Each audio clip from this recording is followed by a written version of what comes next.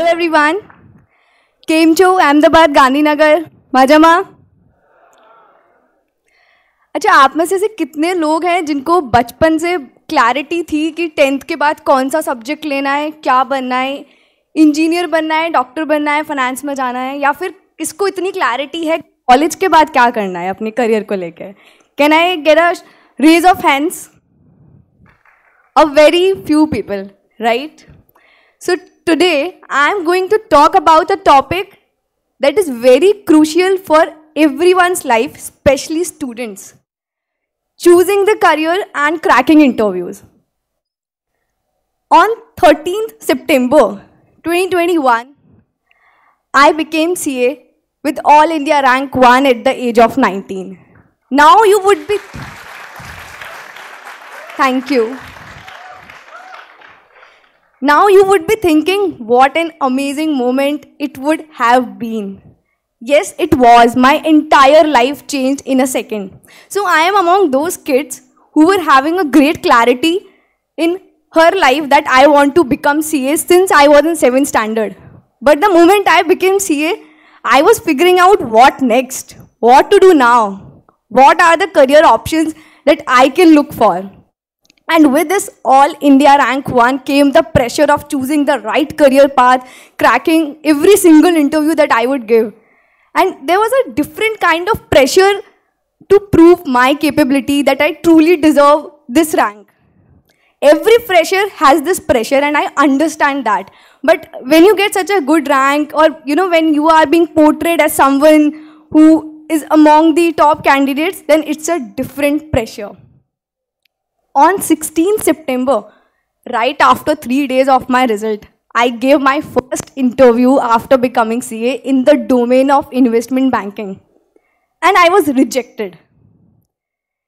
It was a sad feeling, but I thought, okay, it was a first interview. I'll try my best in the next one. And the feedback I got in my first interview was that you seem to be too young to handle the pressure of investment banking. Then on 22nd September, I gave my interview in one of the very renowned FMCG company, which is a dream company for many to work with. As per me, interview went decent, but on 30th September, I received an email that your candidature has not been recommended by the panel, and I was rejected. On 8th of October, I gave an aptitude for the leadership program of an Indian FMCG company. Many freshers were appearing for this test. And I didn't qualify the first round itself, which was the aptitude test.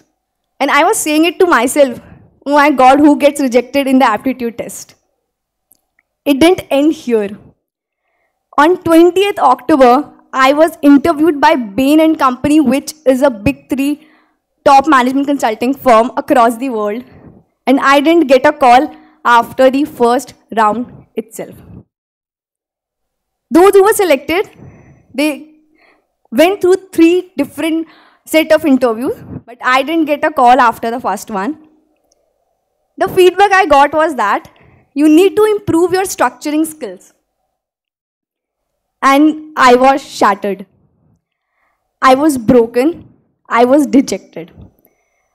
I started doubting my capabilities. Am I really made for something beyond studies? Do I really deserve this rank? Like, what is the meaning of such a great result? I mean, on the one hand, I got such a great result, and on the other hand, I was simultaneously rejected 4 times with the top companies I interviewed with. I just couldn't think of anything at that point of time. I took a break.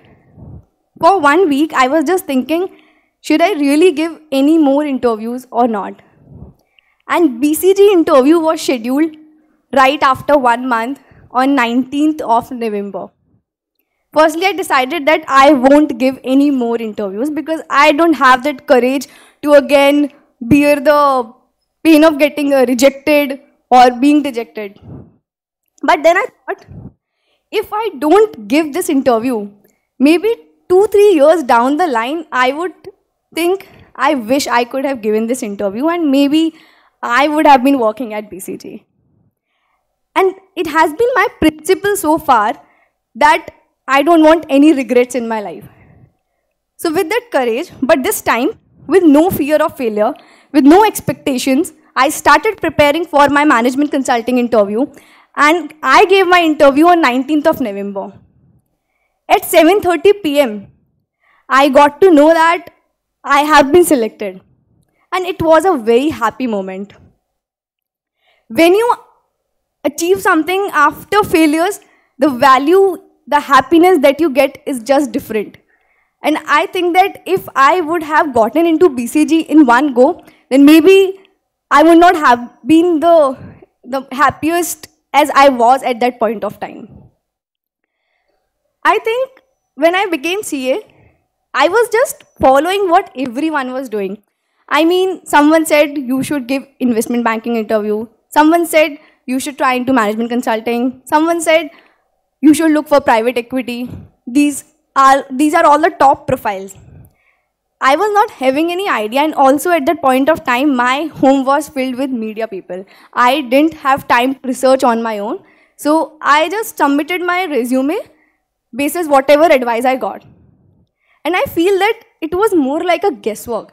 But what if I tell you that there is a way to eliminate this guesswork and take a systematic approach to choose your career? So it's a 3-step approach. A, understand, research the potential career path that exists after your education. B, understand what drives you, like what's your passion, what is it that makes you happy. And C, eliminate what you don't like. So these 3 things, if you keep in mind, then it would really help you to choose the right career path. And for understanding the potential career path, knowing about the potential career path, the best way is to talk to your mentors, seniors, connect with them on LinkedIn, like research different job profiles. For example, when I was figuring out, I got to know that if I start my career with the core finance job, it would be difficult for me to switch to the business side. And that's where I decided that I wanted to start my career with management consulting. Likewise, you should also talk to your mentors, your seniors, take some online assessments before you take any decision about your career. B, just ask yourself, what is the lifestyle that you would like to live 3 to 5 years down the line? So I have done my internship from PwC for 3 years, wherein I used to interact with different clients, work across different industries, and I really liked that style. So that was one of the reasons that I choose to go into management consulting, because here we work across the industries. Within 3 months, maybe 5 to 6 months, our client keeps on changing. And it really makes me happy to interact with new people every day. So it's very important to understand your passion, what drives you. And C, eliminate what you don't like. So for example, when I was doing my internship from PwC, I get that clarity that I don't want to continue with audit once I became a CA. So that was already out of the picture. Eliminating what you don't like helps you to narrow down your choices and then really focus on what do you like. And I'm sure after doing this, you would be with 3 to 4 top profiles for which you would like to go. And then it is really easy to make the final choice. But choosing the career is only half the battle. The interviews is the next step wherein most people struggle, and I also did. What do you think are the 2 expectations that interviewer has in mind or that differentiates a candidate from other candidates? Based on my experience, I think there are 2 things. What do you present? The way you present. When I say, what do you present? I am referring to the technical knowledge, honesty, and the logical thinking. When I say technical knowledge, it doesn't just mean whatever you have read in your college or your academics or whatever education you have pursued so far. It also means how are you able to leverage that theoretical knowledge with the requirements of the company. So for example, if you are giving an interview for Microsoft or Google, just go through their annual report, just go through articles, blogs, wherein they would have highlighted some of their problems or their projects, and then analyze, okay, how can you leverage your theoretical knowledge there? When I say honesty, honesty is something that helps you to create the very first impression on your interviewer. So I'll take an example here. In my interview, I was asked, okay, what is that one thing that your mother hates about you? What is that one thing that your friend hates about you? What is that one thing that your manager considers as your weakness? Many times what freshers do, they want to portray themselves as an ideal candidate. And interviewer is very smart to figure that out. I gave honest answers. Okay, this is the thing that my mother hates about me, my friend hates about me, because none of us are ideal in this world. There is something that everyone hates about us, but if you are vocal about it, it shows that even while dealing with company people, they can trust you. You have the values like integrity, like honesty.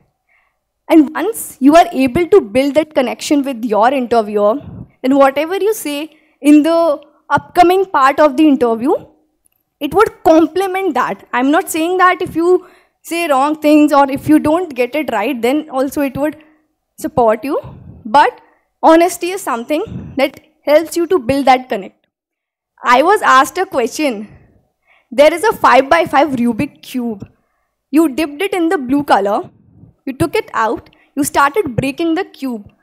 How many cubes would be there with no color? Do you know what is the answer? I took 2 minutes to solve it, but I can't. And I just said that I can't solve it. And then they asked me, have you ever solved a puzzle or a cube? I don't try to cover up. I just said, no, I haven't. Because it saved time on the sides, although at that moment I felt that maybe it could affect my interview in some way or the other, but it didn't happen. The result of the interview turned out positive. But honesty is very important whenever you deal with your interviewer or with anyone else. And the third part, logical thinking. In your interview, is expecting the exact answer from you. They would be asking you scenario-based question. For example, I have been asked a lot of questions to which I don't have the answer, and then the interviewer told me, we don't want the exact answer, but we want to understand how do you think, how do you approach the problems to which you don't have the answer. So whatever you say, make sure that it is logical, although it might not be the correct answer. Now moving to the second part, the way you present. Here I am referring to the tone, confidence, and the effectiveness. When I say tone, it means being formal and friendly. So in my interview, sometimes it gets a bit casual in the way that they start asking me about the city, about a famous sweet, and maybe something around friends. But even in this conversation, if you are able to maintain that formal and friendly tone, but while also answering the questions in an interesting way, then it helps you to ease the atmosphere in the interview, and it also shows that whenever you would be interacting with your colleagues and with someone in the formal setting, you would be able to adjust yourself. And I'm sure many of you would be targeting MNCs. So this is exactly what they are looking for. The second part, the confidence. Confidence is something that not only makes you feel good about you, but it also make others feel good about you because they are able to count upon you. When you are confident, you are calm. It shows that even when things are not moving well, you would be able to motivate yourself and also your team. So during my interview, there have been times wherein I didn't know the answer of 5 or 6 questions out of 10. But still, I have said it confidently, okay, I don't know the answer. And versus the interviews wherein I have not been confident. So I know the difference where when you are confident, it helps you to reflect one of the great attributes of yourself, that is handling pressure. Nowadays, in every organization, there's a lot of pressure. Even you would be having the pressure of exams. So be confident in whatever you say in your interview. And the third part, effectiveness. When I say effectiveness, it means being able to communicate your thoughts effectively. So for example, it's a very common question that is asked in an interview. You are working with a team of 5 to 6 people, and there is a conflict of opinion between 3 of them. How will you resolve it? Now, there are 2 ways of answering this. One, state some common points, like I would ensure that everyone is heard. I would ensure that the final decision is agreed by everyone.